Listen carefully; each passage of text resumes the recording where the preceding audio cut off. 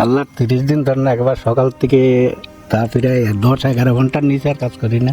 10-11 ঘন্টা? 10-11 ঘন্টা 12 ঘন্টাও করি এইভাবেই এইভাবে প্রতিদিন প্রতিদিন কন্টিনিউ। আল্লাহ যদি শরীর একেবারে অসুস্থ না হয়, হালকা পাতলা জ্বর আসলে দেখা যাচ্ছে একটা নাপা বুড়ি খেয়ে চলে আসেন মাঠে। ও রাত্রি জ্বর আছে, আল্লাহর রহমতে সকাল অবধি ক্লিয়ার আবার সকালবেলা মাঠে। ভাইরা এবং স্মার্ট কৃষি উদ্যোক্তা ভাইরা, আশা করি আপনারা প্রত্যেকে থেকে শিকড় গাড়ে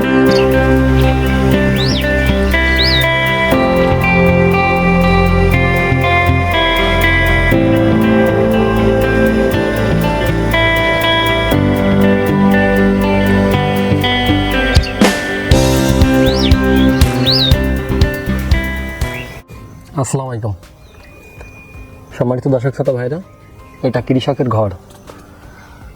মাঠে রোদ বৃষ্টি আপনারা যখন আসে তখন কৃষক এখানে আশ্রয় নেই। তো আসলে দেখেন তো, এই কৃষক ছাড়া এই এত কষ্ট কে করবে?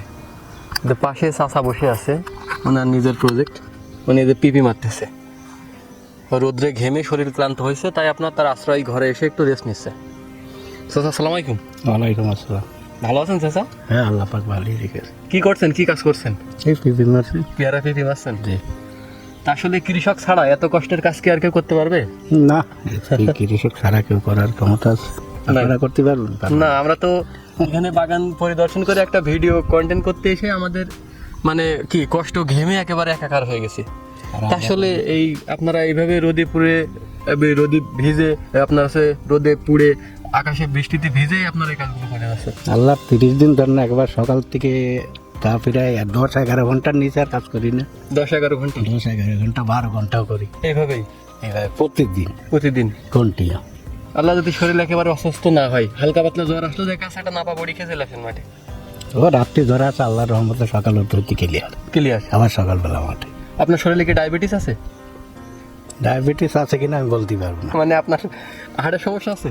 না মানে কোনো রোগই নাই আল্লাহর রহমতে? না, আমার একমাত্র হয়ে গ্যাসের বডি বিয়ারটা খালি খালাম না, খালি আল্লাহর রহমতে এমনি খুব সুস্থ আছে। আপনি এই কৃষি কাজ করার আগে কি করতেন? জন্মের পর থেকে কৃষিকাজই করি। এই মানে জন্মে পর্যন্তই কৃষি কাজ করেন?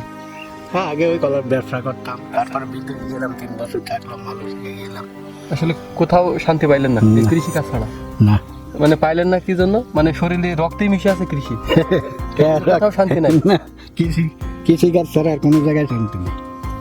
তো সম্মানিত দর্শক শ্রোতা ভাইরা এবং আমার দেশবাসী ভাইরা, আসলে এই কৃষক আর আমরা সাধারণ মানুষ কিভাবে এক হতে পারি বলেন?